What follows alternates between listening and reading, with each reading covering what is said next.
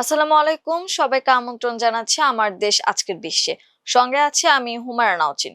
দর্শক, শুরুতেই জানিয়ে দেব সংবাদ শিরোনাম। চূড়ান্ত চুক্তিতে $50 বিলিয়ন নিষেধাজ্ঞা ছাড় পেতে পারে ইরান। সর্বোচ্চ স্তরের পারমাণবিক পরিদর্শনে রাজি হয়েছে ইরান, জানালেন ট্রাম্প। মার্কিন অস্ত্র নির্ভরতা থেকে ইসরায়েলকে বের হতে হবে, বললেন নেতানিয়াহু। 15 বছরের মধ্যে মিশরের সঙ্গে ইসরায়েলের যুদ্ধ হবে। পতনের শেষ পর্যায়ে জায়নবাদ, দাবি ইসরায়েলি ইতিহাসবিদের। এআই প্রযুক্তির দিকে ঝুঁকতে 21,000 কর্মী ছাঁটাই করল ওরাকল। দর্শক, শুনছিলেন সংবাদ শিরোনাম, এবারে বিস্তারিত।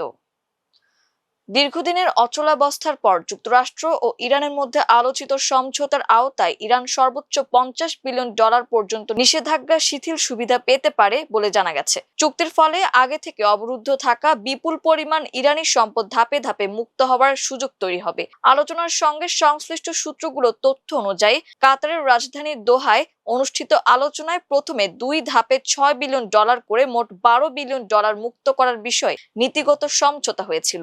পরবর্তীতে সুইজারল্যান্ডে চূড়ান্ত স্বাক্ষর অনুষ্ঠানের পরিকল্পনা করা হয়। ইরানের এক মুখপাত্র জানিয়েছেন, ওই প্রক্রিয়া ইতোমধ্যে সম্পন্ন হয়েছে। প্রস্তাবিত কাঠামো অনুযায়ী প্রথম ধাপে ইরানের $12 বিলিয়ন সমপরিমাণ তহবিল ছাড় করা হবে। এরপর 60 দিনের আলোচনাকালে আরো $12 বিলিয়ন উন্মুক্ত হতে পারে। শেষ পর্যন্ত দুই পক্ষের মধ্যে পূর্ণাঙ্গ ও চূড়ান্ত চুক্তি হলে নিষেধাজ্ঞা শিথিল এবং অবমুক্ত তহবিলের মোট মূল্য $50 বিলিয়ন পর্যন্ত পৌঁছাতে পারে। মার্কিন প্রেসিডেন্ট ডোনাল্ড ট্রাম্প দাবি করেছেন, ইরান তাদের দেশের পারমাণবিক কর্মসূচিগুলোতে সর্বোচ্চ স্তরের পরিদর্শনের সুযোগ দিতে সম্পূর্ণরূপে সম্মত হয়েছে। নিজের সামাজিক যোগাযোগ মাধ্যম ট্রুথ সোশ্যালে দেওয়া এক পোস্টে ট্রাম্প স্পষ্ট করে বলেন, ইরান যদি এই শর্তে রাজি না হতো তবে তাদের সঙ্গে আর কোনো ধরনের আলোচনা বা সমঝোতা চালানো হতো না। একই সঙ্গে ডোনাল্ড ট্রাম্প জানান, ইরানের পক্ষ থেকে অন্যান্য বড় ধরনের কিছু ছাড় দেওয়ার সিদ্ধান্ত আসায় তিনি হরমুজ প্রণালী উন্মুক্ত রাখার বিষয়ে সম্মতি দিয়েছেন। তবে সতর্ক বার্তা হিসেবে তিনি উল্লেখ করেছেন যে এই মুহূর্তে হরমুজ প্রণালীতে পুনরায় অবরোধ আরোপ করার সম্ভাবনা খুবই কম। তা সত্ত্বেও যদি কখনো প্রয়োজন হয়, সেই পরিস্থিতি মোকাবিলা করতে সব যুদ্ধ জাহাজ এখনো যথাস্থানে মোতায়েন রয়েছে। ইরানের অবরুদ্ধ তহবিল অবমুক্ত করা এবং নিষেধাজ্ঞা প্রত্যাহারের বিষয়ে মার্কিন প্রেসিডেন্ট দাবি করেন, ইরানের জন্য ছাড় দেওয়া এই সমস্ত অর্থ ও তহবিল যুক্তরাষ্ট্রের নিয়ন্ত্রণে থাকা বিশেষ এসক্রো অ্যাকাউন্টে জমা রাখা হবে। এই অর্থ কেবল মার্কিন যুক্তরাষ্ট্র থেকে খাদ্য ও চিকিৎসা সামগ্রী কেনার কাজে ব্যবহার করা যাবে। ট্রাম্প বিশেষভাবে উল্লেখ করেন যে এই তহবিলের মাধ্যমে যুক্তরাষ্ট্রের কৃষকদের উৎপাদিত ভুট্টা, গম এবং সয়াবিনের মতো কৃষি পণ্য ক্রয়ের বাধ্যবাধকতা থাকবে। মার্কিন সামরিক সহায়তার উপর নির্ভরতা বন্ধ করে ইসরায়েলকে নিজস্ব অস্ত্র ব্যবস্থা গড়ে তুলতে হবে বলে বক্তব্য দিয়েছেন দেশটির প্রধানমন্ত্রী বেনিয়ামিন নেতানিয়াহু। ইসরায়েলের প্রধানমন্ত্রীর কার্যালয় থেকে শেয়ার করা একটি ভিডিও অনুযায়ী গত সপ্তাহে সেনাদের উদ্দেশ্যে দেওয়া এক ভাষণে নেতানিয়াহু বলেন, আমাদের মার্কিন বন্ধুদের কাছ থেকে আমরা যে সমর্থন পেয়েছি আমি তার গভীর প্রশংসা করি। তবে আমাদের এই নির্ভরতা থেকে মুক্ত হতে হবে এবং নিজেদের একটি স্বাধীন অস্ত্র ব্যবস্থা তৈরি করতে হবে। ইসরায়েলের একজন প্রভাবশালী জায়নবাদী অধিকার কর্মী দাবি করেছেন, আগামী 15 বছরের মধ্যে মিশরের সঙ্গে ইসরায়েলের যুদ্ধ হবে। তার মতে, ইরান ও তার আঞ্চলিক মিত্রদের দুর্বল করার পর ভবিষ্যতে ইসরায়েলের প্রধান নিরাপত্তা চ্যালেঞ্জ হয়ে উঠবে সুন্নি মুসলিম শক্তিগুলো।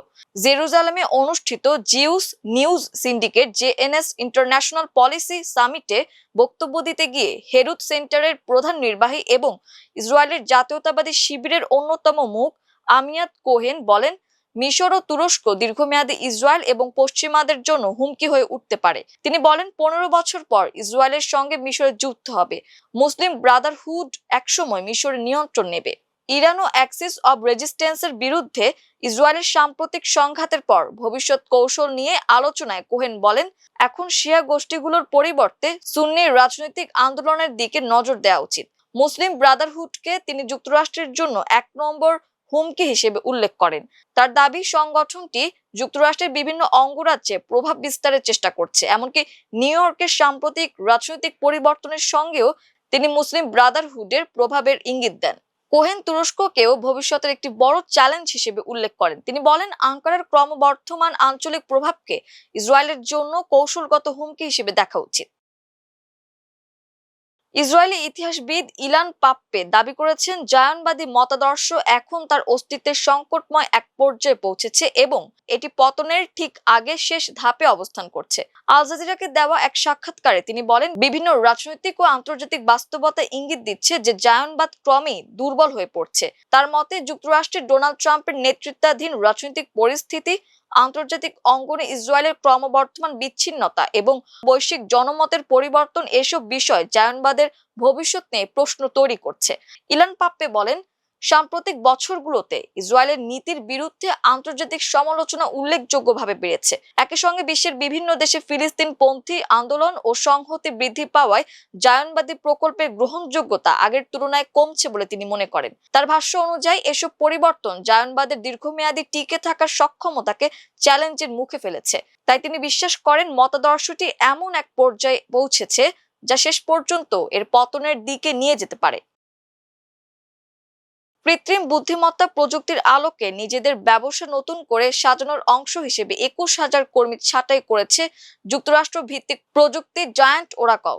গত এক বছরে বিশ্বব্যাপী প্রায় 21,000 কর্মী ছাঁটাই করে মার্কিন প্রযুক্তি প্রতিষ্ঠানটির সর্বশেষ বার্ষিক প্রতিবেদন থেকে এই তথ্য জানা গেছে। সফটওয়্যার ও ক্লাউড কম্পিউটিং জায়ান্ট ওরাকল জানিয়েছে, 2026 সালের 31 মে পর্যন্ত তাদের পূর্ণকালীন কর্মীর সংখ্যা ছিল প্রায় 1,41,000, অথচ আগের বছরের ঠিক একই সময় এই সংখ্যা ছিল প্রায় 1,62,000। প্রতিবেদনে বলা হয়েছে, আমাদের ব্যবসায়িক কার্যক্রমে এআই প্রযুক্তির ব্যবহারের ফলে কর্মীর সংখ্যা হ্রাস পেয়েছে এবং ভবিষ্যতেও এই ধারা অব্যাহত থাকতে পারে। এই ছাঁটাই ওরাকলের মোট কর্মী বাহিনীর প্রায় 13%। ডেটা সেন্টারের মতো এআই অবকাঠামো তৈরিতে শত শত বিলিয়ন ডলার ব্যয় করার কারণে প্রযুক্তি প্রতিষ্ঠানগুলোর মধ্যে কর্মী ছাঁটাইয়ের যে ব্যাপক প্রবণতা দেখা দিয়েছে, এটি তারই অংশ। অনলাইনে সিনিয়র কর্মীদের পোস্ট অনুযায়ী ওরাকল গত এপ্রিল মাসে উল্লেখযোগ্য সংখ্যক কর্মী ছাঁটাই করেছিল। তবে বার্ষিক প্রতিবেদন জমা দেওয়ার আগ পর্যন্ত এই ছাঁটাইয়ের প্রকৃত রূপ ও পরিধি প্রকাশ পায়নি। প্রতিষ্ঠানটি জানিয়েছে, গত এক বছরে এই ছাঁটাইয়ের কারণে বিদায়ী ভাতা এবং অন্যান্য পুনর্গঠন বাবদ প্রায় 1.8 বিলিয়ন ডলার খরচ হয়েছে। এই অঙ্কটি আগের অর্থ বছরে 374 মিলিয়ন ডলার পুনর্গঠন ব্যয়ের চেয়ে উল্লেখযোগ্য পরিমাণ বেশি। ওরাকল জানিয়েছে, তাদের এই পুনর্গঠন প্রক্রিয়া ব্যাহত বা বিঘ্নিত হতে পারে। তারা সতর্ক করে বলেছে, এই পুনর্গঠনের ফলে নির্দিষ্ট কিছু পদে দক্ষ কর্মীর ঘাটতি দেখা দিতে পারে, যার ফলে উৎপাদনশীলতার হ্রাস পেয়ে তাদের আয়ের ওপর প্রভাব পড়তে পারে। দর্শক, এই ছিল আমার দেশ আজকের বিশ্বে। এতক্ষণ আমাদের সঙ্গে থাকার জন্য অসংখ্য ধন্যবাদ। আল্লাহ হাফেজ।